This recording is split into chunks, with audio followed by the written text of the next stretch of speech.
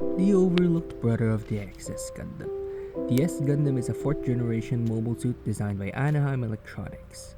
The S Gundam was built on a modular design, made up of 2 separate transformable high-speed aircraft that could combine with the FXA 0GB G Core fighter to create the full mobile suit. The first fighter craft was called the G Attacker, which was made up of the upper torso area of the S Gundam. The second fighter was called the G Bomber, which was supposed to be the lower torso and the legs of the S Gundam. Both fighter crafts could be controlled by Alice if there was no pilots in either cockpit. So technically, the S Gundam is technically a female. Here's the kit disassembled and their respective components.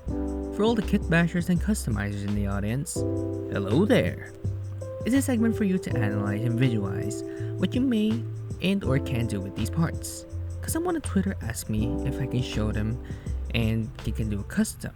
So I thought about, hey, why not show these parts in this layout so they can visualize it. So here's for you, my friend. As you can see, the hips are attached via ball joints, which will be a problem later on, but let's talk about that later.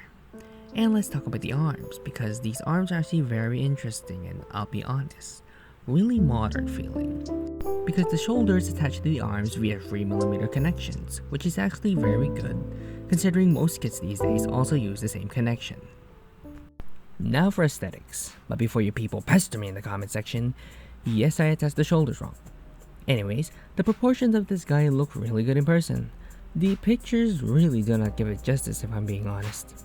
Another contributing factor, if you see the straight build, it really looks like an O-grade, and oddly enough, it feels like one too. Like, compared to the other older high grades I've built, this really feels like on the cheaper side, like they slashed the budget on this thing or something.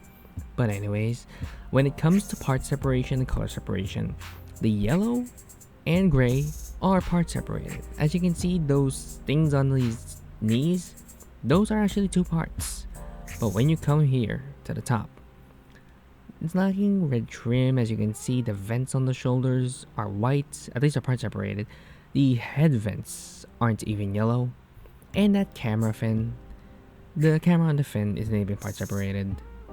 Like, I'm not even asking much. I guess the other contributing factor that this looks like a no grade is because the head wasn't really part separated well.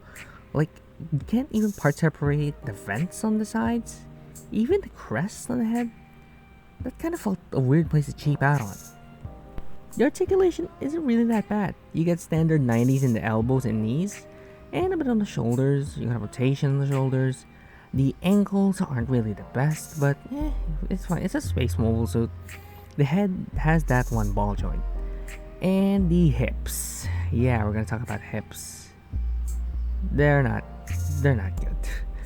The design kind of contributes to this, but yeah, as you can see here, without a top fighter attached on, the hips do have a reasonable split. Like, yeah, this is actually pretty reasonable for the time.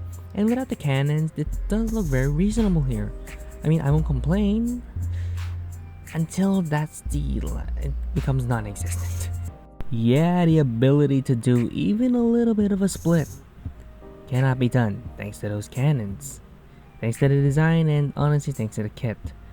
Both of them are contributing factors to why they can't even do just a slight split. Like, you can't even do a slight split on this thing. Anyways, it does look good on the standing pose. Well, what does this kit even come with? Well, here's the Beam Smart Gun. I think that's what it's called. Yeah, those things, they attach to the hips. And this does have a core fighter.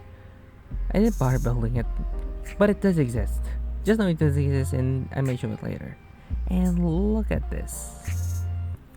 Yeah, this is actually how it's attached, and you might be surprised. Wait, Red, why are you filming it on top? Well, Bandai actually did it too in the promotional pictures, as you can see here. Yeah, the sneaky bastards actually didn't show the Beam Smart Gun on other angles. And as you can see, it looks fucking wonky. You can't even move the hips anymore. It's like it's covering his Gundam wussy. And yeah. Can you tell I'm not really a big fan of this? I do not like hating old kits, but man, I've built a lot better older kits than this. And as you can see, this is how it's attached via long pegs on the hips and those connections. After heating on hips, here's the size comparison next to the Zeta Plus. And of course, being Gundam type, it will be taller. But oh boy, it is so impressive. Which really is its strong point if you want something not too big, but the S Gundam is a good option for you. But there is a caveat, which I will discuss later. But yeah, here is the Zeta Plus next to the S Gundam. Even I'm getting confused with the S and the XS. Fuck me. But they do look really good together, especially if you paint this thing. Like, even minimal effort, like giving the vents on the head the yellow it needs, the camera on the fin, and the eyes, plus a few decals and panel lining, plus some top coat. It will look great. I already saw someone do it. And here it is next to your standard issue Hazel, which is showing its age because it's yellowing now. And I need to redo this. It's really looking bad on camera right now. And here's the always bulky Gelgoop Free. Hi Kakarot. When's the next Advent of Zeta video?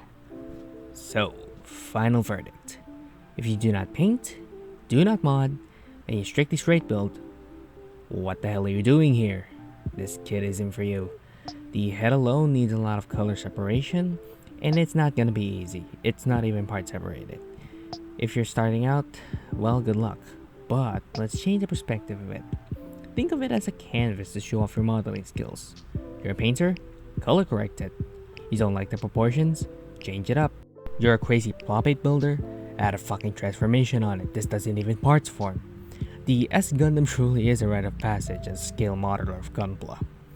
I can help you out on this journey though. If you check out my tutorial videos, I got him, wink wink.